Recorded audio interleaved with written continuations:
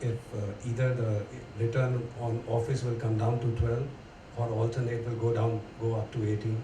But whether it's hospitality, retail, school, everything will be required. And that brings my point to what you have asked me now is the planning is important. If I can do a route comparison of Gurgaon and Canary Wharf in London, how the planning has been done first, and then you have developed the area. A dockland has been converted into a beautiful city, so to say. While in Gurgaon, we are struggling to put the infrastructure after we have put it to the usage. Two more small points. One is uh, which is relating to the planning, but more on the government side, the quality of land which has to be available, and the funding for the land. I don't know how practical it is, but if someone has to fund the land at own cost or at 30% per annum, the cost of construction can't come down, and that has to be made available. Last point from my outside perspective is that we are far behind on technology when it comes to real estate. Um, whether it's those prefabrications or some other technologies, it cannot take 5 years to build a building. So it has to be faster, and that probably will solve many of the problems. Great. I think one point you raised, which of course others talk about funding, uh, that is the key. When we need long-term, low-cost funding. I mean, if we have to really put all the infrastructure the country requires. My last round of questions, really starting with Gaurav, is that where do you see the market next, 3 to 5 years? Indian economy is going to add $1 trillion to it in next 5 years, which is a big number. We are believe we are about $2.2 trillion economy, and we were just a trillion some years back, and we're going to add another trillion. So I'm sure that would have some impact or a major impact on real estate. So where do you see the real estate market next 3 to 5 years? See, I think, clearly even today, there is a lot of pent up demand. I don't necessarily agree that, it's only the economy that's going to boost up the demand for real estate. If you ask me, I mean, definitely not a macro factor, but clearly from a real estate perspective, execution is key. The main reason for the sales velocity levels being what they are today is because customers just don't want to buy anything that's under construction, even if it's 95% complete. And something that I don't have data for, but I would like to know is when people talk about 700,000 unsold inventory units, how much of those have been completed? So what is the level of unsold inventory of completed projects which are lying unsold? So, I think the point is, and, where I see, real estate 5 years from now, I mean, the trend that I possibly see is that clearly the number of developers will be lesser. There will be a consolidation. I mean, this phase will probably differentiate the men from the boys, the guys who deliver, and we are already seeing that. In a market like NCR, a developer who's probably delivered 2 projects is not stretched, has delivered a good quality. Those are the guys that institutional funds want to back. um, you know again, you are seeing a trend where even the bigger names in a market like NCR are today partnering with a Godrej or Tata just because so that their product can sell. So what I'm seeing is probably 5 years down the line, maybe real residential will also be sold like office, where you start sales only after the building is complete, or 90% complete. Interesting you said that. One developer did mention that that's what he plans to do now, because there's too many issues to pre-sell. But of course, it's a big funding question mark there. Yeah, and the other is, this will also become like, most other products, this will also become, a branded kind of a place. So the customers will trust certain brands, and it's only those brands which will be able to sell, especially if they're selling under construction. So these are, I mean, some of the trends that, I would see. I mean, clearly the economy, Yeah, the other thing is we clearly need, there are policy initiatives on the affordable housing front, but much more needs to be done.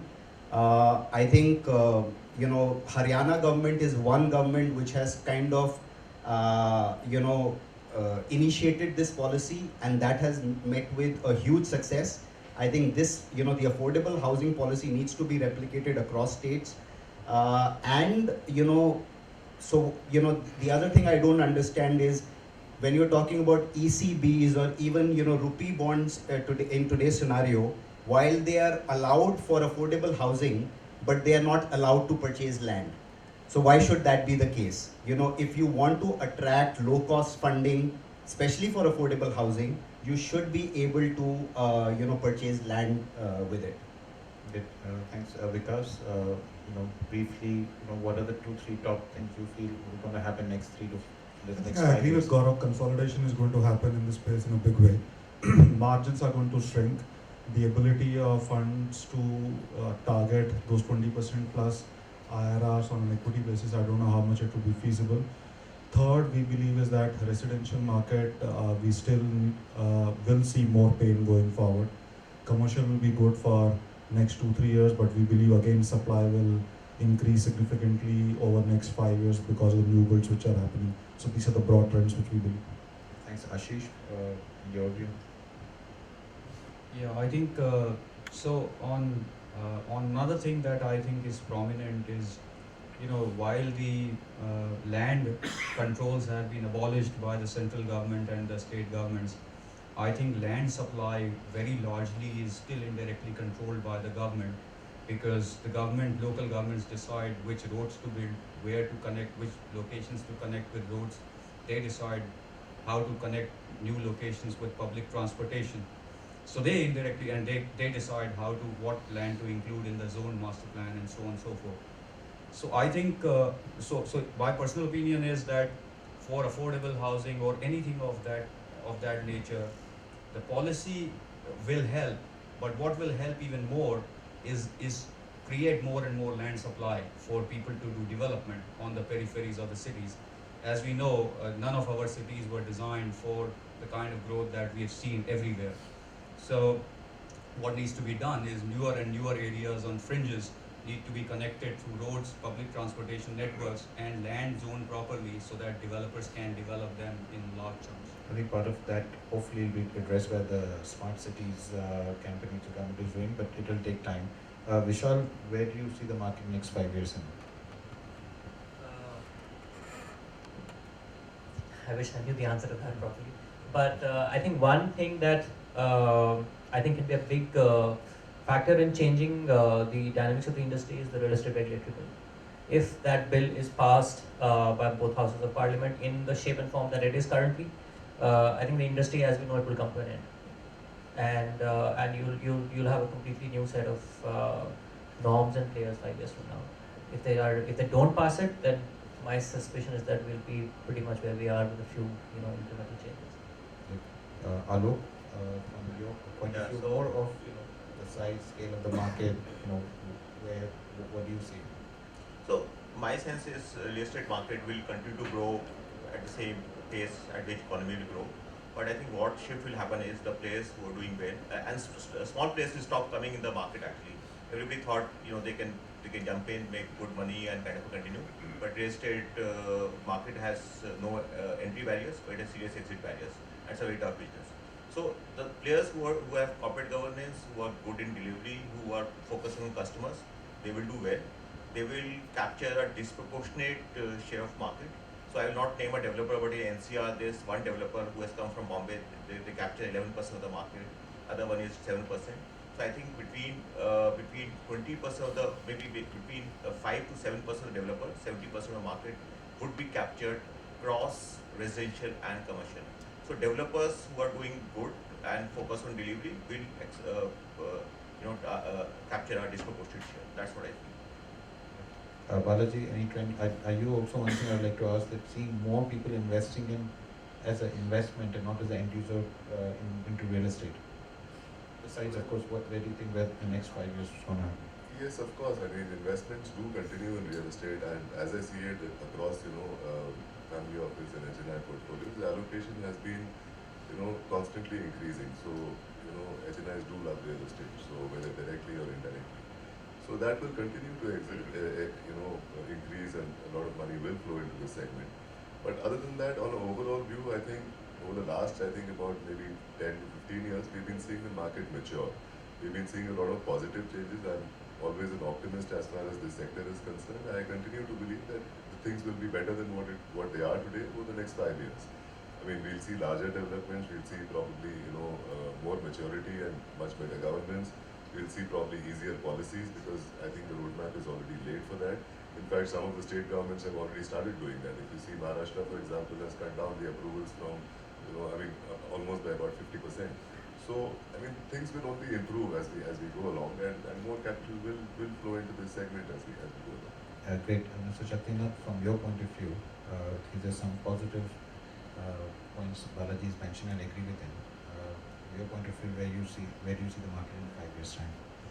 Well, I think investors are more intelligent than the developers, and we see quite a lot of investment still going into the real estate. So I personally feel the growth of real estate is inevitable. There's nothing coming in from the government side, whether it is housing, offices, or IT parks, or whatever it is, or hospitality, or what. Everything has to come from private sector. Growth is inevitable. It is just cyclical. I think we need to consolidate, plan better. I think get together, have faith in the system. Let's not fool around, And I think I'm 100% sure, and you being having such a large IPC, there's no doubt about the growth. Money is there. That's why we all are sitting in this room. People have money and they're still deploying the money into the project. So there is no discussion about the growth of real estate. It has to happen. It is just a matter of where, when, and how.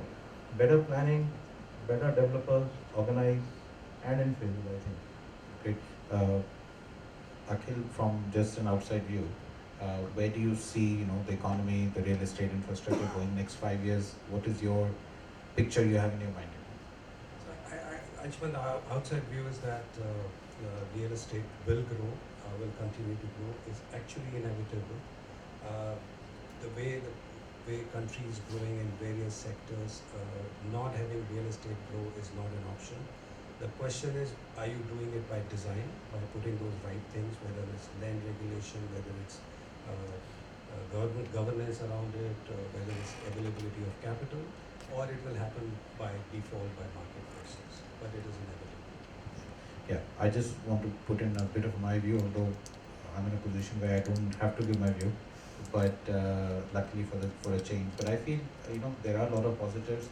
2015 saw the highest office space absorption, about 38 million square feet of space, in fact close to 40 million square feet of office space in the country. If you compare that to any of the other countries, when I was comparing with Asia Pac, it's the highest. There is expansion happening in every sector. There is funding which has improved. I feel that we as a country are at the bottom, so hopefully we can only go up. I keep on saying that we can only go up. We are in a very unique and a lucky position that whilst most of the world is talking about a slowdown, there are issues here, because we have a low base, we are only going to grow. So I feel next 5 years they're going to be very exciting. There's some positive things happening from the government side. We don't talk about ease of doing business. It's just not a slogan. I have seen that government actually appointed KPMG to do a paper where what are the steps required to make it easier for the businesses to operate, and this is going to be spread to the states, because as you know, we are a federal country. We cannot do anything. Whatever the center announces, if the state does not adopt, especially for real estate and for many other things, we can't move. And the government is encouraging a more fierce competition among the states to attract investment. I think that's a big positive. And someone mentioned Haryana policy. Sometimes I hear about a Noida policy. We hear about a Gujarat policy. All the states are now competing, and they have no choice but to get investments, create jobs. So I'm actually very positive on India. On the ground, of course, living in our country, we're very cynical. There are 100 issues which needs to be resolved. Still lots to be done. We are still very slow in doing reforms. We can go on. But overall, I feel in next 2-3 years, the reform process will accelerate. money will come in. China is slowing down. Japan is another level. Europe is not doing well. And I think India is in a good, unique position to attract investment in this situation. And next 4 or 5 years will be very, very exciting. We do complain a lot in the real estate sector, rightly so, mostly because there's a lot of issues. At the same time, I keep on seeing more and more people coming into real estate. Investments are increasing, people are increasing. So I think that's a positive sign, and we are truly, at least in exciting times for next 3 to 4 years time. So I would like to thank all the panelists. But before that, we can do some Q&A? Or It's already 2, Oh. the next round will be. okay, great. So there is, I think, one question. Is it should be asked, or we should not start Q&A? We can go with one. No, I don't have such a clear understanding of REITs, but yet taking from what Akhil was talking about, who's going to blink first in terms of distribution taxes. What is the role of maybe investment bankers who can cajole the realtors or even aggregators, to package and come out with these rental properties, for which I feel it will be a win-win situation because, they'll be able to convince the investor to invest in that. One part is the yield part of it, but then with the current valuations, in the next 2-3 years, they will enjoy the capital gains as well. So the total return is going to be, a sum of both. So even if, post DDT, the yield part of it goes down, it will be, more than made up from the other side of it. And So your question is anybody following up with the government to on the dividend distribution tax and on the policy side? Is that your question? and also that they should just go with it. They should go forward. Right now, in terms of who's going to blink first, not to just wait for the government to actually come out with easier policies, but then go with it right now because that fight can go on. It may take I some think- time and Sure, when the I'll time quickly comes, they answer will. that question because I've taken things. There are people sitting in the panel as well as in the audience who actually answering the first part are interacting with the government very, very regularly and looking at the tax aspect. So that is happening very, very actively. As far as who will start first, that's a big question mark. There are a couple of developers who are seriously looking at it and they may not wait for the tax issue to be resolved. But we'll have to see that. So there are some people who are looking at it. So hopefully, it will come. I'll thank you everybody. We actually had a fantastic panel with people from very different backgrounds. So thanks very much and thanks for your patience, audience. Thank you. Thank you so very much, Mr. Magazine, for being such a fantastic moderator. Let's put our hands together for him and the entire panel discussion in the real estate sector. I'd also like to thank Logix Group, our partners. And you're more than welcome to join us for lunch in Rajabagh.